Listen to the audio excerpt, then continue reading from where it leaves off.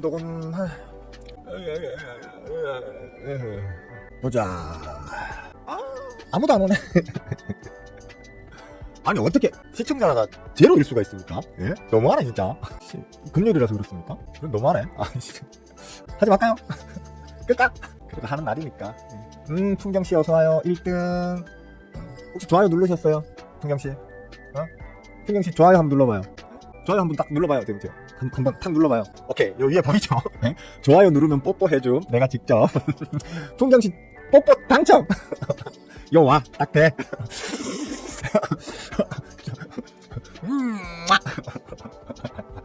축하해요. 네. 축하해요. 이 세상에서 지금 저한테 뽀뽀를 받을 수 있는 사람은 공식적으로는 우리 존경하는 마눌님밖에 없는데 특권을 얻으신 거예요. 특권을. 네. 축하해요. 그리고 방송 중에도 제 뽀뽀가 받고 싶으신 분들은 좋아요 누르고 난 다음에 저한테 말씀을 하세요. 저 방금 좋아요 눌렀어요. 이렇게. 그럼 제가 뽀뽀 해드릴게요. 탈퇴라니 이 양반이 지금. 안돼. 들어오는 건 마음대로여도 나가는 건 마음대로 안돼. 어디 자 장이 그냥 그렇죠, 그죠? 예. 수요일날 라방에서도 말씀을 드렸지만 지금 뭐 어차피 뭐 수요일날 라방, 월요일날 라방 때 계속 말씀드렸던 게 지금의 이 하락이 뭐 갑자기 뜬금없이 하락이 나오는 게 아니고 이미 지지난주부터 제가 알고 또 여러분들에게 가르치는 어떤 이론보다도 좀 지나친 탐욕 구간이다. 그렇기 때문에 언제 꺾어줘도 하나도 이상하지 않은 그런 상황이니까 신규로 접근하시려고 하는 분들은 좀 조심하셔야 될 것 같다라고 계속 얘기를 해왔었잖아요, 그죠?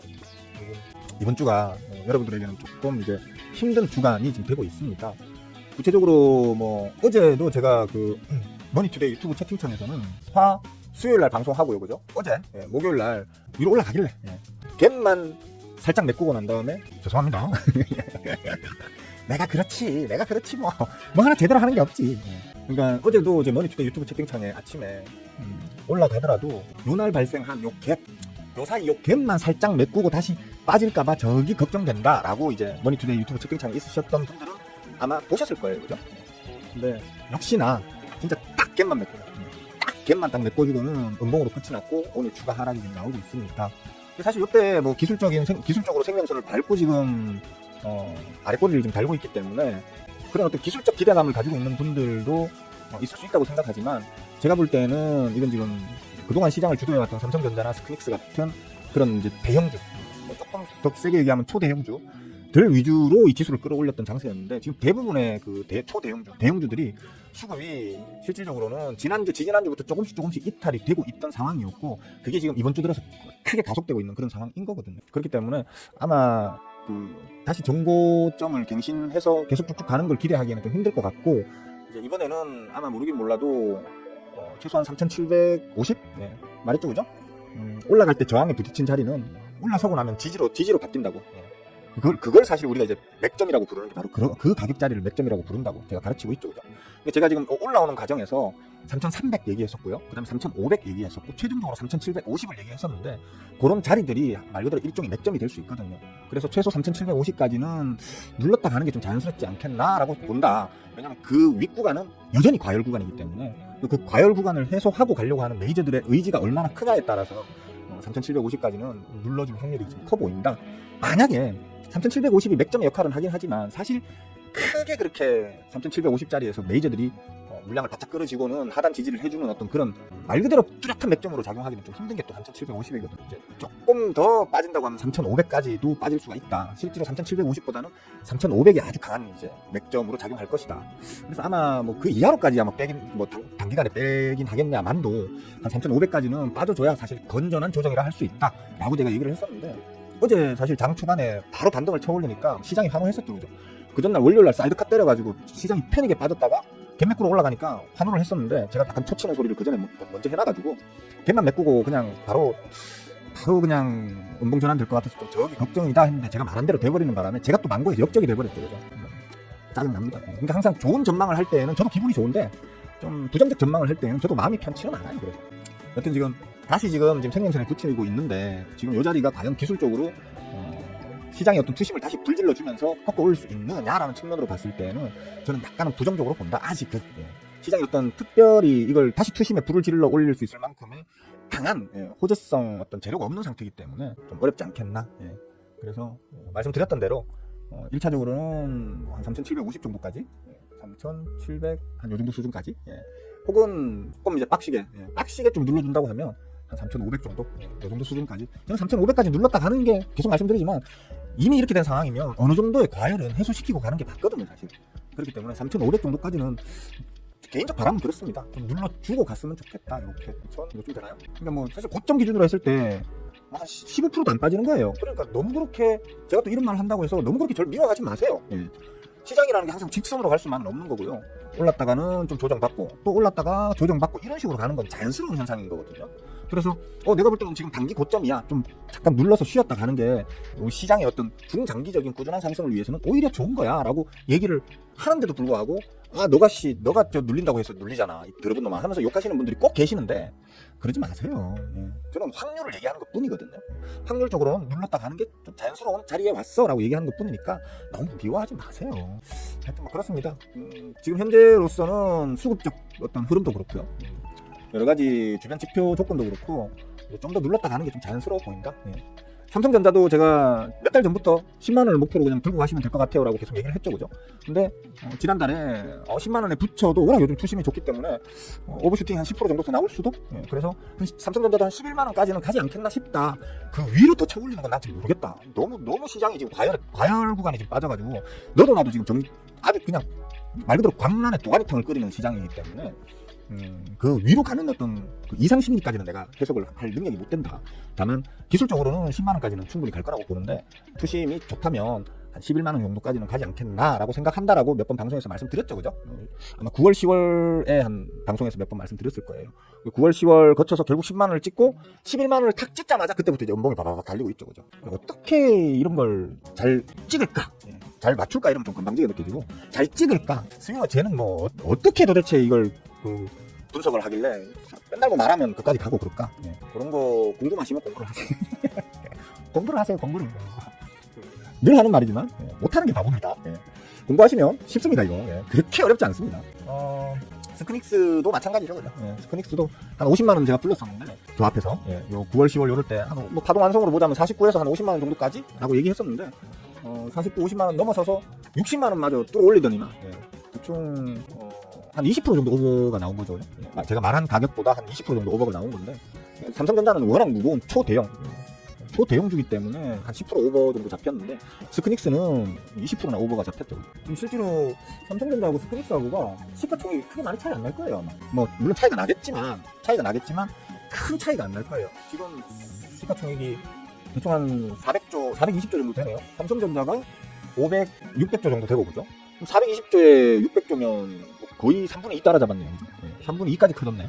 옛날에는 반토막밖에 안 됐었거든요. 반토막 이하인 때도 있었고 그랬었거든요. 어마어마하게 많이 따라잡은, 스크닉스가 어마어마하게 많이 따라잡은 그런 상황입니다. 그만큼 이제 변동성이 컸다고 봐야 되겠죠. 그래서 좀 오버가 나왔다. 사실 지금 장이 이런 식으로 굴러갈 거라는 거에 대한 신호는 꽤 오래 전부터 줬어요. 그러니까 제가 오래 전부터 계속 시부랬죠. 지지난주부터 와, 이거 너무 과열 구간이다. 내가 지금까지 주식을 10여 년, 20년 가까이 하면서 이런 초단기에 이런 초과열 구간을 단 한 번도 본 적이 없다라고 할 정도. 지난 코로나 폭락 이후의 상승기 때도 어마어마한 과열이었거든요. 단기 과열. 그 단기 과열 구간보다 지금의 과열이 훨씬 더 가파릅니다. 각도가 가파르다는 얘기예요. 그만큼 이렇게 가는 게 아니고 이렇게 간다는 얘기예요. 이렇게 올라갔다는 얘기예요. 그러니까 그만큼 짧은 단기에 각도 크게 올리는 건 또 단기에 각도 크게 뺄 수 있기 때문에 항상 조심하셔야 된다. 그 뭐더라 그거 있잖아요. 그 뭐지? 그 무슨 법칙 있잖아, 법칙. 무슨 인과의 법칙인가 뭐 하여튼 그것처럼 서둘러 간 놈은 서둘러 빠지고요. 질리게 끼약끼약 간 놈은 또 질리게 끼약끼약 빠집니다. 일반적으로 그렇습니다. 그러면 좀 유념하셔서 대응하셔야 됩니다. 뭐 그렇습니다. 일단 그렇고 지금 시장에서 좀 이슈거리가 될 만한 게 좀 지켜보셔야 되는 게 뭐냐 하면, 뭐 지난 수요일 방송에서도 말씀드렸지만 지금 이제 이게 가장 큰 문제입니다. 사실은 원달러 환율 미친듯이 계속 올라가고 있죠. 지금은 제가 그랬잖아요. 최근 요 앞구간, 요 앞구간, 최근 며칠 이제 요쪽 말고 지난주까지만 보자는 거죠. 지난주까지만의 요 상승에서는 그래도 크게 걱정 안 하셔도 된다.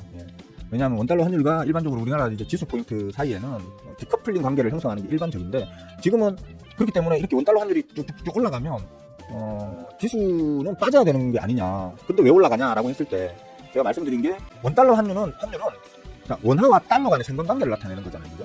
그러면 그 원화와 달러 간의 상관관계 상에서는 변수가 존재하죠. 변수들이. 뭐냐면 달러가 비싸져서 원화가 가치가 약세로 평가받는 건지, 반대로 원화가 비싸져서 달러 가치가 약세를 받는 건지, 혹은 또 그 반대이든지. 그죠? 그러니까 원달러 환율이 오른다고 해서 무조건 원화의 가치가 빠지고 있는 건 아니라는 거죠. 상대적으로 원달러 환율이 오르는데 달러 가치도 오르고 있으면 원화 가치는 제로에 수렴하잖아요. 고정에 수렴한단 말이에요. 이게 지금 최근에 요 구간에서의 움직임이 그랬었어요. 원화의 가치가 움직인 게 아니고 달러의 중심이 되는 달러의 가치가 오르면서 원화의 가치가 상대적으로 싸게 느껴지기 때문에 원달러 환율이 올라갔던 거거든요. 그래서 이게 지수단에 큰 영향을 끼치지 않을 거야 라고 얘기를 해왔었는데, 제가 요번에 요 최근 며칠은 달라요. 뭐냐면 여기 달러 지수입니다. 어제부터 꺾어지고 있죠. 그죠? 쉽게 말하면 달러 가치는 떨어지고 있어요. 그러면 달러 가치가 떨어지면 원달러 환율이 최소한 횡보하려고 하면 어떻게 해야 됩니까? 원화 가치가 올라져야 되잖아요. 원화 가치가 비싸져야만 달러 가치는 떨어지고, 원화 가치가 비싸져야만 최소한 원달러 환율은 횡보 정도를 그릴 수가 있겠죠. 그죠? 근데 원달러, 그러니까 달러 가치는 떨어지고 있는데 원달러 환율은 오히려 지금 막 가파르게 올리고 있어요. 이게 무슨 말이냐면 달러 가치도 떨어지고 있고 원화 가치도 같이 떨어지고 있다는 거거든요. 결국 우리나라 원화의 어떤 경쟁력이 글로벌 무대에서 약화되고 있다는 뜻이 되는 거거든요. 그러다 보니까 원화 베이스 기반으로 가치 평가를 당하는 우리나라 기업들의 주가의 합산인 코스피 코스닥 지수가 약세를 보이고 있는 지금 이 상황이 자연스러운 상황이 돼버리는 거죠. 그죠? 그러니까 제가 그래서 지난주에도 계속 얘기를 했었어요.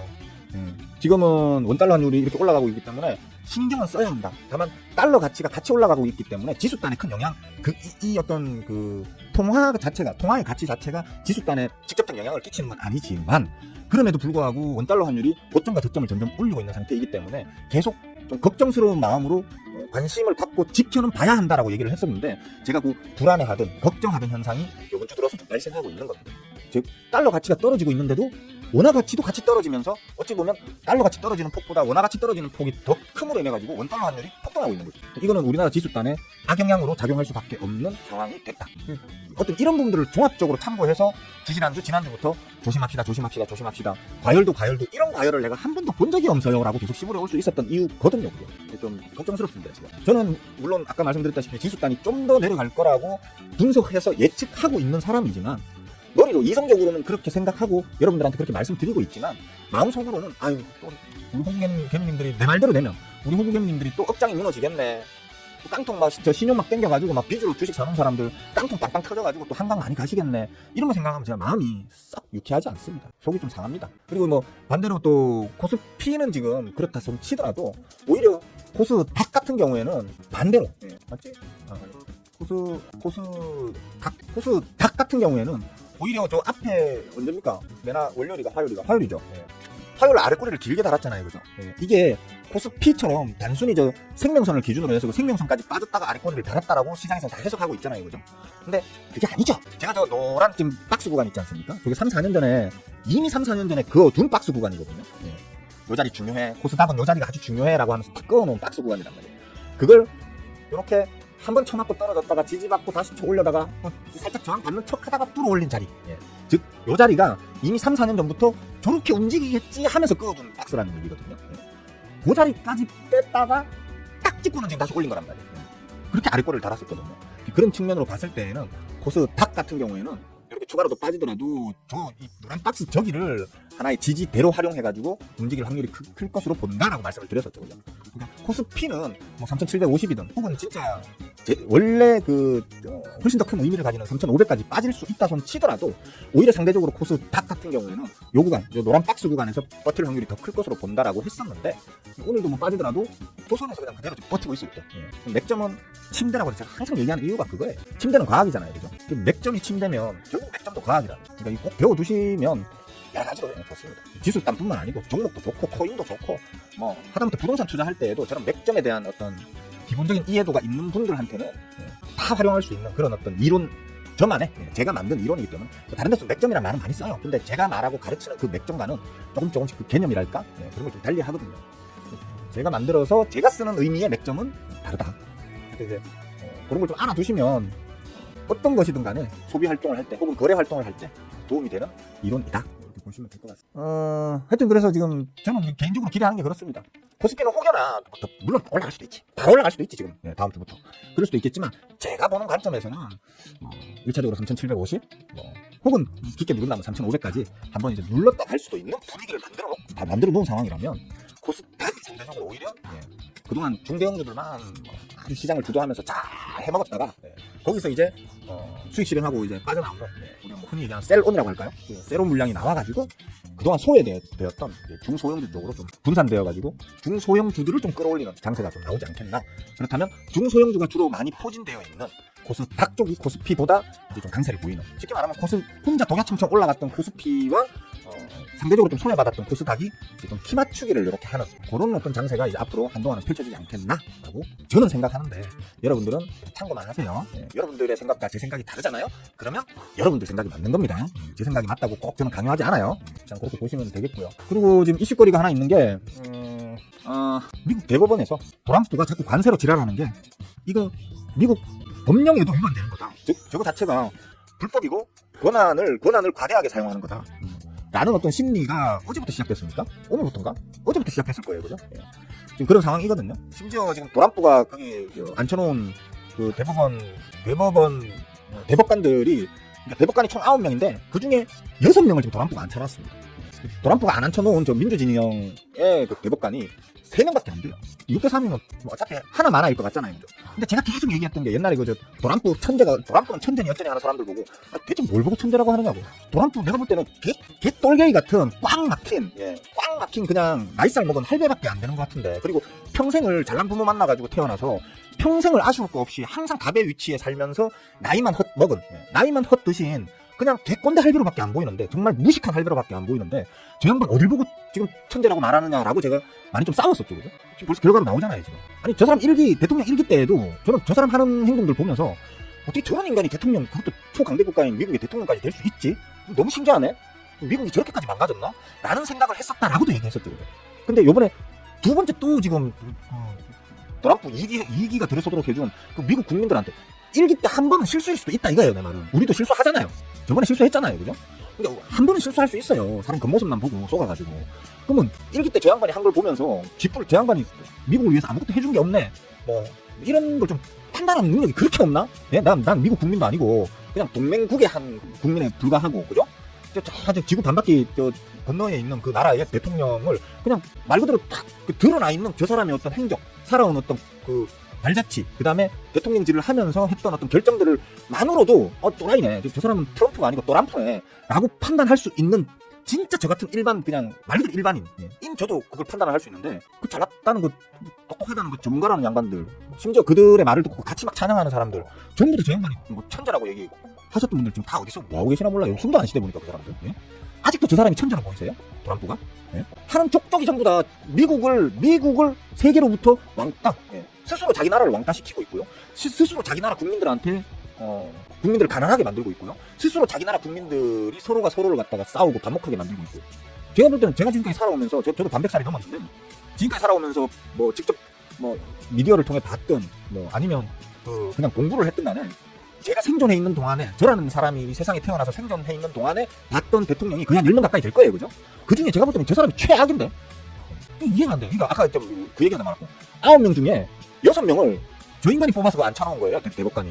근데 그 6명 중에서 상당수가 지가 뽑아서 앉혀놓은 대법관들인데도, 이 대법관들이 지금 나오는 얘기가 트럼프가 하고 있는 저 관세 정책이나 이런 거에 대해서 저거 불법이다라고 하는 쪽으로 지금 손을 들려고 하고 있답니다. 물론 결과는 나와봐야 알아요. 지금 원래는 미국 그 대법원의 최종심 같은 경우에는 심사 시작하고 보통 한 6개월까지도 걸린다고 하더라고요. 최장기로 한 6개월까지도 걸린다고 하던데, 워낙에 이거는 이제 사안이 심각한 거라서 좀 빨리 땡겨서 할 수도 있다고 하더라고요. 특히나 그 사안 자체가 법적으로 뭐 다툴 여지가 적은 사안일수록 빨리 나온다고 하더라고요. 그러면 보면 뻔해요. 법적으로만 따지면 트럼프는 지금 100% 불법을 저지르고 있는 거예요. 이건 제가 처음부터 얘기했었어요. 미국 법은 뭐 좋다고 이러면서, 그죠? 3, 4월 달에 방송할 때 그랬었단 말이에요. 트럼프가 저래도 되나? 대통령의 권한으로 저렇게까지 할 수 있나? 이런 말을 좀 했었거든요. 못한대요. 그러니까 지금 트럼프가 하고 있는 게 불법이에요, 쉽게 말하면. 원래 의회가 갖고 있는 권한을 불법적으로 자기가 사용하고 있는 거예요, 지금. 뭐 좀 사안이 분명한 거, 이건 불법적 사안, 법적으로 좀 구분이 빨리 될 수 있는 거, 판별이 빨리 될 수 있는 것들은 좀 빨리도 나온다 하더라고요. 그래서 지금 뭐 미국 내에서는 예상하고 있는 게 내년 초, 그러니까 1월, 1, 2월 중에 결과가 나올 확률이 크다고 하더라고요. 그러면 뭐 1월에 나온다 하더라도 아직 11, 12, 11월까지 합시다. 그러면 아직 한 3개월 정도가 남은 거예요, 그죠? 남은 거라서 이게 직접적으로 시장에 반영이 될 어떤 이슈는 아니라고 볼 수 있겠지만, 다만 그 대법관들 하나하나가 그 심의할 때 언급했던 그 입하고 쳤던 그 말들의 뉘앙스를 이제 사람들이 따져보니까 전부 다 도란프가 문제가 있다라는 방향으로 지금 생각하고 있다. 심지어 도란프가 뽑아가 앉혀놓은 그 보수 진영 대법관들까지도 그렇다라는 말이 나오면서 지금 시장이 좀 혼란스럽게 가고 있는 중이죠. 그죠? 그래서 좀 마음의 준비는 해야겠다. 아마 이 이슈가 당분간은 계속해서 좀 국제관계에서도 도란프의 힘을 뺄 거고요. 그죠? 그 판결이 안 나오더라도 판결이 1월달, 2월달까지 밀린다 하더라도 11월, 12월에는 이게 불확실성이잖아요. 어찌 될지 모르겠어. 그 불법 판정이 날 확률이 커라는 지금 시장의 여론이 형성이 되고는 있지만, 분위기가 형성이 되고는 있지만 어쨌거나 불확실하잖아요. 그죠? 즉 불확실성이 확대되는 지금 상황이다. 이것이 지금 11월, 12월에 우리 시장뿐만 아니고 전 세계의 시장의 분위기를 계속해서 좀 혼란스럽게 만들 수 있는 재료가 될 수 있겠다라는 측면으로 좀 지켜보셔야 한다. 그렇게 생각하시면 되겠습니다. 그리고 지금 뭐 사실 저 같은 경우는 그렇습니다. 그 제가 이름은 말씀 안 드릴게요. 저 원래 제 성격이 그냥 막 있는 것들을 다 보여주고 이름도 막 말하고 이래 하는 성격인데, 오늘 뭐 방송하기 전에 우리 존경하는 마눌님하고 통화를 잠깐 하면서 오늘은 이런 얘기나 좀 해야지 했더니만 그 이름 얘기하지 말라고, 본인이 혹시나 기분 나쁘게 받아들일 수도 있지 않느냐. 그러니까 이름을 말하지 말아야 되더라고요. 아닌데 나 그동안 뭐 서로 그런 거 없이 뭐 낄낄거리고 웃으면서 이름 말하고 놀았는데, 얘기하고 그렇게 했는데 이게 또 사람 마음이 또 모르는 거라고. 그러니까 이름을 말하지 말라고 그렇게 얘기하더라고요. 그래서 이름 얘기 안 할게요. 어쨌든 우리 저 멤버분들 중에 한 분이 코스피만 계속 올라가고 나한테 배운 거는 코스닥을 배우다 보니까, 코스닥이 아니고 중소형주, 변동성이 큰 중소형주 종목들을 어떻게 하면 꿀을 빨 수 있는지를 제가 주로 가르치잖아요. 그죠? 주로 이제 중소형주가 포진되어 있는 게 코스닥에 많이 포진되어 있다 보니까 코스닥을 매수해둔 비중이 크겠죠. 근데 코스피는 막 올라가는데 코스닥은 계속 절고 있거나 눌리고 있고 이러니까 승질이 나서 며칠 전에 손절을 쳤다 하더라고요. 손절을 쳤는데 제가 그 친다고 할 때 제가 그랬거든요. 손절 칠 때 이거 손절 치고 코스피 잘 간다고 글로 옮겨 타면 지금 코스피 알다시피 과열 아니냐. 언제 꺾일지 모른다. 코스피 꺾어지면 여기서 손절하고 절로 갔는데 가자마자 꺾어져 버리면 여기서 손해보고 저기서 손해보고 대략 난감이다. 어차피 내가 가르치는 건 뭐냐, 뭐 냅두면 올라가는 거 아니냐. 그게 시간의 문제일 뿐이고 그 시간을 내가 얼마나 인내력으로 견딜 수 있느냐의 문제인 거지, 무조건 내가 가르치는 방식으로 하면 언젠간 올라가지 않느냐. 그냥 급전이 아닌 다음에야 그냥 묻어두고 가는 게 좋지 않겠나 했는데 그냥 손절을 했다 하더라고요. 적지 않은 손절을 했다고 하더라고요. 좀 아쉬웠는데, 근데 그러고 난 다음에 지금 뭐 그전에도 물론 코스피만 올라갈 때에도 제가 산 종목들 하루에 한두 개씩은 계속 슈팅 터졌어요. 근데 이제 자금이 저만큼 크지 않은 사람들은 그만큼 하루에 한두 개씩 슈팅 터지게 종목들을 담아두려고 하면 최소 2, 30개, 3, 40개씩 담아놔야 될 거 아니에요. 그죠? 분산해가지고. 그럼 작은 자금으로, 가뜩이나 작은 자금을 2, 30개, 3, 40개로 나눠 담으면 그 한두 개 터져봐야, 그중에 한두 개가 하루에 한두 개씩 터져봐야 이 짭짤한 맛이 좀 덜한 거지. 짭짤한 맛이 좀 슴슴하달까? 그죠? 맛이 없는 건 아닌데 그렇다고 또 아주 맛있는 건 아니에요. 그러니까 이제 못 견뎌 하시는 거지.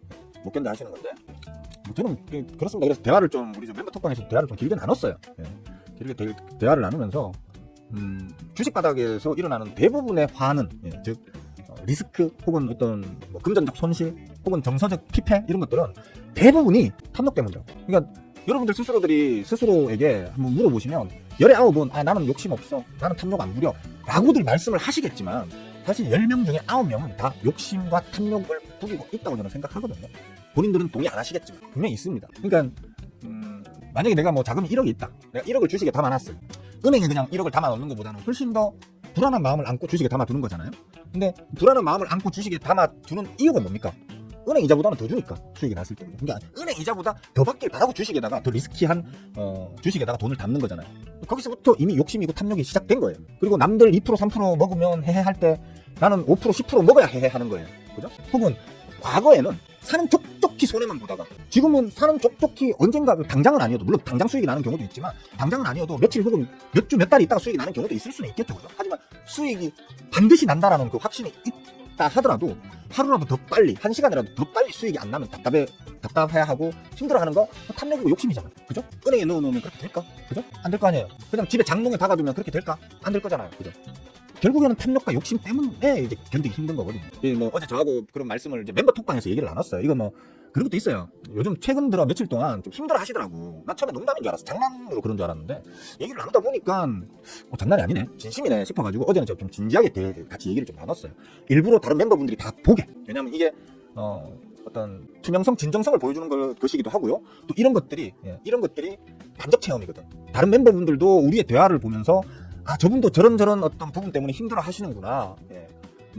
저분도 공부를 오래 하셨지만 저런 것 때문에 좀 스트레스를 받는구나라는 걸 아실 수 있는 거고, 또 저는 저대로 거기에 대해서 얘기를 또 하고, 이렇게 오랜만에 저도 맨날 장난스럽게 얘기를 하는 저지만 오랜만에 또 진지하게 얘기를 좀 하면서 보시는 분들이 저렇게 마음 먹고 혹은 저런 식으로 대응을 하게 되면 좀 더 편안하게 투자할 수 있겠구나라는 걸 알리기 위해서 제가 일부러 공개적으로 얘기를 했거든요.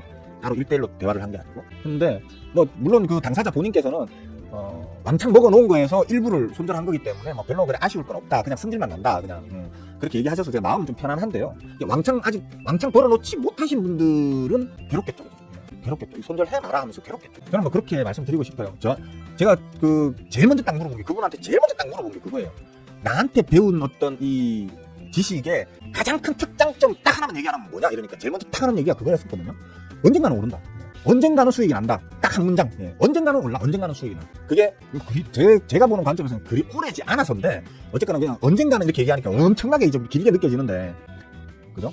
근데 사실 대부분의 우리 호구개미님들의 주식 매매 사이클과 비교하자면 어마어마하게 짧은 사이클이잖아요, 그죠? 빠르면 내일 바로 터질 수도 있고, 길어도 한두 달, 그죠? 길어도 한두 달, 서너 달, 진짜 한 100개 정도, 100종목 정도를 매매하다가 그 중에 한두 개, 두세 개 정도는 한 서너 달, 너댓 달 걸릴 수도 있겠지, 한 반년 걸릴 수도 있겠죠, 그죠? 아주 드문 확률로. 대부분은 다 짧은 시간 안에 어느 정도 판단이 나는 매매 방식이고, 그리고 반드시 올라가는 방식이고, 그런 걸 배웠잖아요, 그죠? 결론은 뭐냐면, 그럼에도 불구하고 답답하고 스트레스 받고 결국 손절을, 언젠가는 올라갈 줄 뻔히 알지만 손절을 때리게 되는, 그거는 결국 마음의 조바심, 욕심. 그러니까 제가 굳이 이 얘기를 하는 이유는 뭐냐면, 그 부분을 제가 연맥이라고 지금 하는 게 아니고요. 사람들마다 주식을 하는 방법도 다르고요, 그죠? 또는 매매 스타일도 다 달라요, 그죠?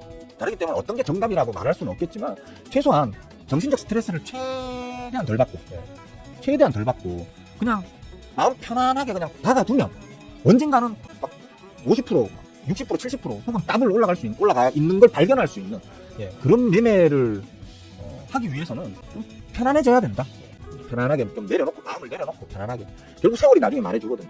나는 그냥 편안하게 언젠가는 가겠지 하고 놔뒀더니만 그런 게 쌓여가지고 1년 후에, 2년 후에, 3년 후에는 내 자금이 더블이 돼 있고, 또 한 1년 후, 2년 후에는 또 더블이 돼 있고, 또 더블 돼 있고, 그렇게 한 10년 지나니까 내가 한 1억으로 시작했는데, 10년 전에 1억으로 시작했는데 10년이 지나서 보니까 이게 10억이 넘게 덩어리가 커져 있네?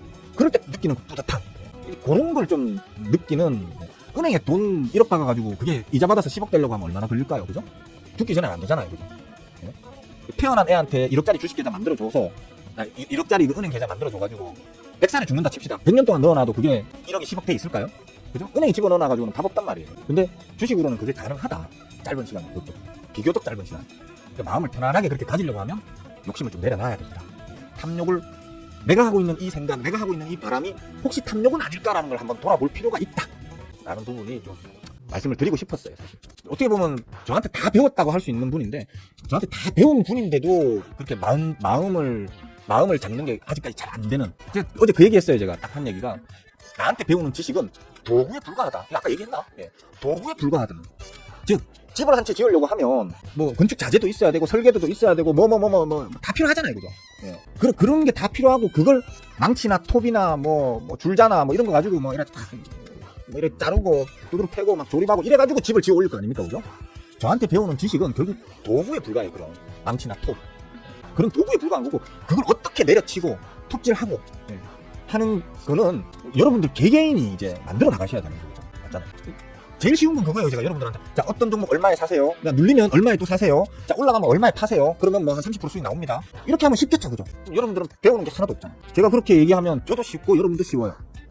저도 여러분들한테 한 달에 회비 한 100만 원씩 받아가면서, 그죠? 그럼 그렇게만 딱 하면 돼. 다른 자칭 전문가들처럼.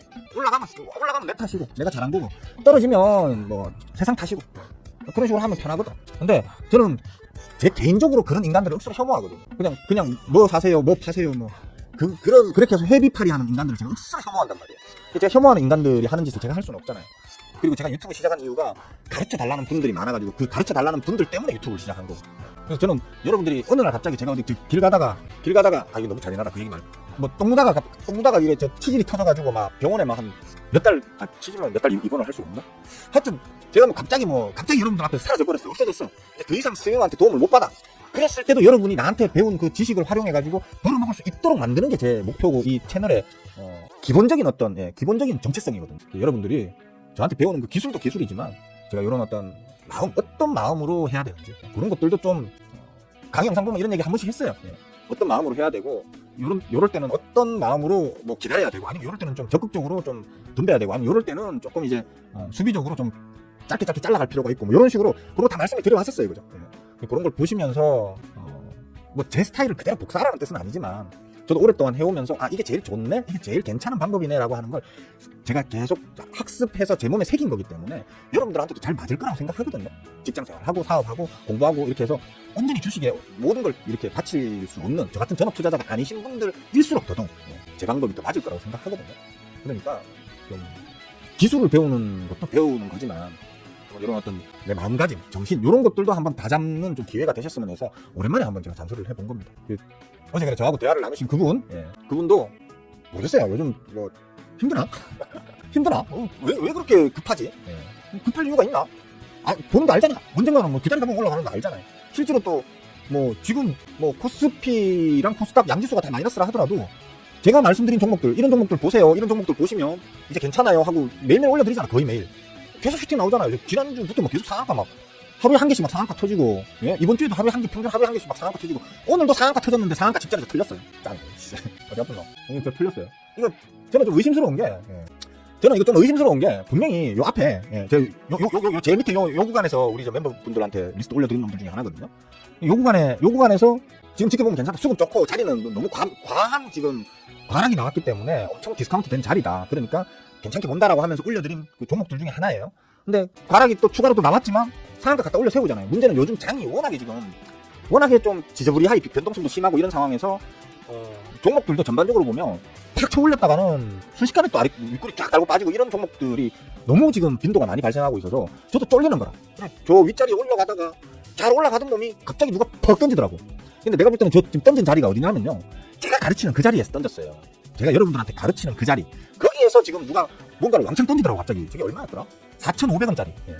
솔직히 말해봐, 여기 4,500원에 이거 들고 있다가 4,500원에 왕창 던지신 분 자수합시다. 나 이렇게 지켜보고 아싸 또 상한가 가나 이러고 쳐다보고 있는데 갑자기 누가 왕창 던지길래 깜짝 놀라가 나 같이 매도 버튼이 눌러졌다니까요. 제가 매도 버튼 딱 누르고 나니까 한 2, 3분 있으니까 깨깨 하면서 매도 버튼 누르고 좀 빠지더라고. 내가 팔고도 좀 더 빠졌어. 윗꼬리가 쭉 달리다가 깨깨깨 받쳐 올리더니만 상한가 갖다 붙여버려. 누구야 나보다 먼저 턴 사람. 분명히 내가 가르치는 사람이 지금 털었어. 왜냐면 여쭤보면 이제 털려도 억울하게 할 생각할 필요 없어요라고 한 그 자리에서 털었거든 누가. 그 자리에서 딱 털었어 진짜. 치사스럽게 말이야. 털면 나한테 턴다고 말을 하고 털든지. 응? 근데 짜증나게 저 누구야 이거? 원준씨 포인트 모바일 이게 포인트 모바일이에요. 포인트 모바일 상에 던짐 쫙 나잖아. 사부는 중간에 틀렸는데 제자지 원준씨 제자 중에 한 명 맞죠? 맞나? 맞을 거야. 원준씨는 제자인데 사부보다 더 비싸게 팔았어. 짱난데 진짜. 아이고 배 안 할 수가 있나 내가 진짜. 이런 식으로 오늘 이런 식으로 제가 저 윗꼬리 다는 놈 제일 꼭지에서 팔아먹은 게 한 3개 4개 돼요. 3개 4개 하면 뭐 그냥 얼추 한 돈 1,000만 원 나와요. 일당거리가 돈 1,000만 원이면 괜찮지.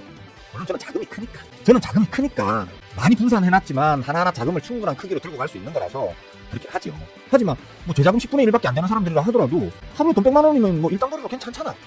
뭐 그렇게 아쉬운 정도는 아니잖아. 그죠? 그러니까 스윙어 방식은 너무 느려. 스윙어 방식으로 하니까 내가 속이 터져 죽을 것 같아 이렇게 생각하지 말고 그냥 난 하루에 꾸준히 100만 원씩만 먹어야지 라든지 아니면 좀 더 겸손하고 소박하게 나는 직업이 있으니까 나는 뭐 사업을 하거나 뭐 장사를 하거나 아니면 직장생활을 하거나 간에 나는 고정적인 벌이가 있으니까 주식은 내가 그냥 뭐 말 그대로 그냥 별도로 용돈벌이처럼 버는 그걸 하면 진짜 자금이 한 돈 1,000만 원밖에 없는 사람이야. 아니 어디서 뭐 이렇게 좀 끌고 모아가지고 한 2, 3천만 원 있어. 나 그냥 하루에 10만 원씩만 먹어야지 이래 생각해도 한 달이면 200만 원 아닙니까? 한 달이면 200만 원 300만 원 되잖아. 애지간한 사람들 세후 월급 정도는 나오잖아. 애지간한 젊은 애들. 그죠? 요즘 사람들이 월급을 얼마 받는지 잘 몰라가지고 한 2, 300만 원이면 요즘 그 20대 애들 취업해가지고 첫 월급 뭐 이렇게 하면 세금 떼고 나면 한 2, 300만 원 안 나와요? 그거부터 더 받나? 어쨌든 간에 나쁘지 않잖아. 은행에 넣어두는 것보다 훨씬 낫잖아. 크게 신경 많이 안 쓰면서 그렇게 하시면 되지. 뭘 아둥바둥 거 악착같이 욕심을 부리고 그렇게. 그러니까 다시 말씀드리지만 기술도 중요하지만 기술 어떻게 보면 주식은 사실 기술이 매우 중요해요. 매우 중요한데 그럼에도 불구하고 그거보다 더 중요한 건 마음이다. 그러니까 마음을 좀 편안하게 가지고 가자. 조바심 내지 말자. 너무 큰 욕심을 내지 말자. 이런 말씀 좀 드리고 싶었습니다. 그런 것들이 오히려 자신을 해쳐가지고 나쁜 결과로 이어질 수도 있거든요. 어쩌면 그분 뭐 월요일날 손절하고 난 다음에 손절한 종목들 중에서 이번 주에 지금 막 슈팅 펑펑 터진 놈들 있을걸요 아마. 그거 보면서 또 속 빠지고 이런 마음도 들걸요. 그러니까 그렇습니다.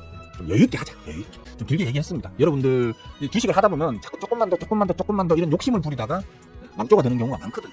얘기했잖아 제가. 월요일이었나 화요일이었나 슈팅 2개 나왔는데 슈팅 2개 나온 그 두 종목으로 수익이 5천만 원 정도 그날 발생을 하고 있었어요. 근데 나 좀 더 가겠는데? 둘 다 이거 그냥 빠지긴 아쉬운데? 더 갈 것 같은데? 올라갈 때 뻥 하고 올라가가지고 5천 수익이었는데 조금 더 가자 이랬더니만 그때부터 찍찍찍찍찍 빠지는데 이게 퍽 빠지면 팔아버리겠는데 뻥 갔다가 깨깨깨 장마감까지 계속 빠지더라고. 5천 수익이었는데 4천 날아가 버리고 그렇게 장마감 때는 1천 수익이었거든? 1천 수익이었는데 어제죠? 어제 그 1천 수익 났던 거 마이너스로 돌아서 버렸어요. 2, 3일 만에 5천만 원 어디 떡 사먹은 거하고 똑같은 거예요 그냥. 그때 그냥 아 이거 줄 때 먹고 나가자 이러면서 팔았으면 그냥 5천만 원 그냥 쭉 빨아당기는 거잖아. 그죠? 욕심 잠깐 더 부렸다가 5천만 원 그냥 떡 사먹은 거야. 또 한 번 슈팅이 터졌기 때문에 그 종목은 슈팅 그 터지는 그 시점에 수급이 살짝씩이라도 꼬이잖아. 그죠? 그럼 기다리는 날이 이제 안 터지고 기다리는 것보다 한 번 터지고 기다리는 게 시간이 좀 더 걸리거든. 한 번 던진 수급을 다시 당겨서 가야 되기 때문에 시간이 그 전보다는 더 걸리게 되는. 여러모로 저는 그때 잠깐의 그 욕심 조금만 더 먹지 뭐 요거 5천을 먹었는데 야 이거 한 1,000만 원 2천만 원 더 먹을 수 있어 한번 나눠보자 했다가 다 까먹고 마이너스로 전환돼 버리면 돈은 돈대로 주는데 못 먹었지. 시간은 시간대로 앞으로 더 기다려야 되지. 짱나지. 저도 그런 실수 한 번씩 해요. 저라고 안 하는 거 아니에요. 이게 뭐예요 결국은 탐욕불이다 그래 된 거지. 그지? 아 5천 먹었지만 이거 6천 7천 먹을 수 있는 놈이야. 자 1,000 2천 좀 더 줘. 더 먹을 수 있어 라고 탐욕불이다가 5천 다 날아가 버렸어요. 시간이 더 오래 걸리게 됐고. 저도 그렇게 실수한다니까.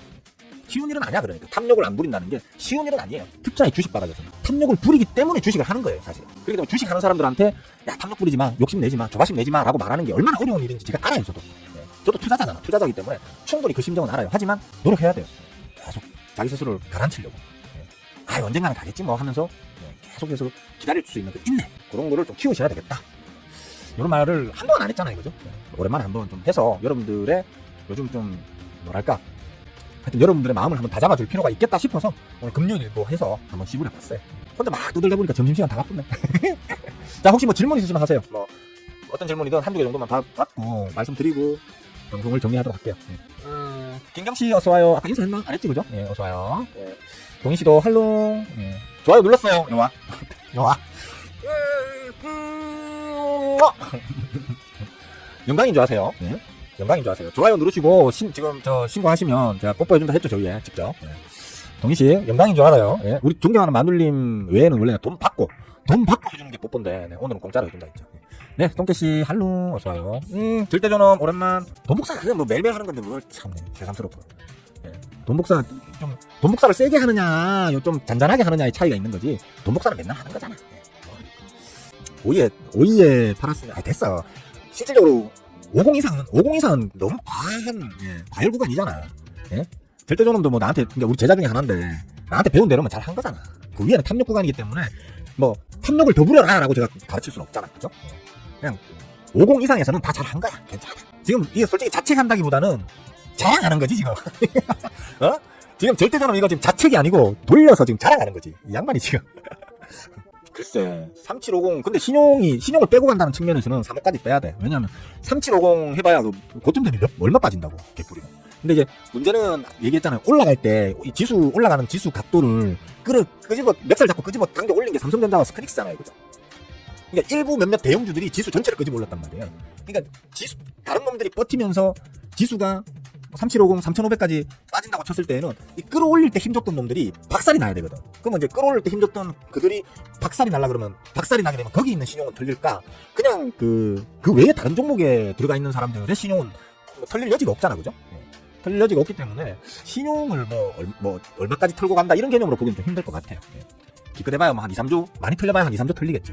그죠? 지금 25조 대 정도 되잖아. 그죠? 25조 대 정도 되니까 뭐 한 22조, 23조 정도? 22, 3조 정도까지. 그건 털린 거라고 볼 수가 없지. 20조 이상 한번 팍 까야 돼요. 원래 20조 이상을 팍 까가지고 한 18조, 19조 때까지 일단 한번 눌러줘야 깔끔하게 눌림목 잡고 있네. 요런 정도 느낌이면 되겠지. 제 생각은 그렇습니다. 민영씨 할로. 쿨피스씨도 어서 오시고요. 저도 오늘 호가 하나 역시. 저는 요령을 하나 말씀드릴게요.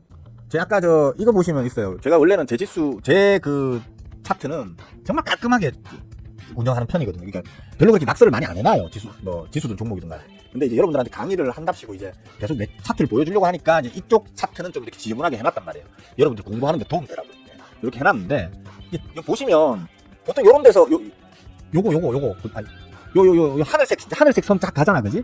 하늘색 선 쫙 가는 여기에서 보통은 매도를 보통 해, 종목들 같은 경우에, 그죠? 저 같은 경우에 그러니까 지켜보고 있으면 보면서 호가창 상태 구분하고, 그 다음에 대기 물량 어떻게 되는지 확인하고, 회전율 어떻게 돌아가는지 확인하고, 그 다음에 기술적인 자리 확인하고, 그 자리를 쉽게 뚫는지 아니면 그 자리에서 기적거리는지 확인하고, 종합적인 판단을 다 해가지고 매도 버튼에 손이 가는 건데, 저는 그렇게 열심히 하는 사람이 못 되는 건 아시잖아, 다.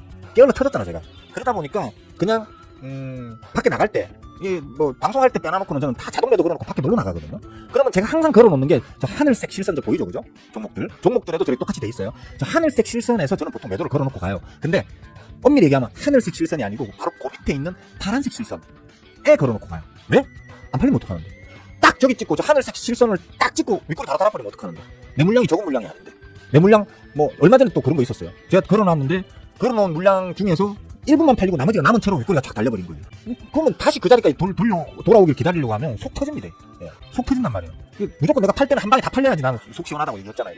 그렇기 때문에 좀 덜 먹고 말지 이러면서 원래는 이제 하늘색 실선이 기준점이지만 그거보다 겸손하고 소박하게 저 밑에 거에다 걸어둔단 말이에요. 쉽게 말해 1% 뺀 거. 1% 뺀 거. 남들보다 1% 좀 덜 먹지 뭐. 남들 100만 원 먹을 때 난 90만 원만 먹으면 되지 뭐. 이런 개념.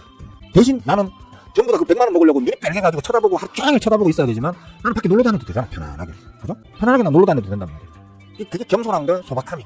나는 남들이 50% 먹을 때 아유 나 45%만 먹지 뭐. 아이 뭐 5%가 더 먹는다고 내가 뭐 팔자고 칠 것도 아니고. 조금 덜 먹어도 돼. 이런 마음으로 하니까 제가 사진 찌는 거예요. 요즘 뱃살이 나서 큰일 납니다. 이런 마음으로 이 주식 투자를 해야 오랫동안 할 수 있습니다. 안 그러면 스트레스 받아서 못해요. 그래도 대부분의 호구금융들보다는 제가 훨씬 많이 먹는 거니까. 그죠? 네. 맞잖아요. 저는 그렇게 생각합니다. 하여튼 욕심을 조금 이제 단돌이 칠 줄 아셔야 탐욕을 좀 단돌이 칠 줄 아셔야 주식 하시기 편하다. 그렇게 결론 내릴 수 있겠습니다. 네.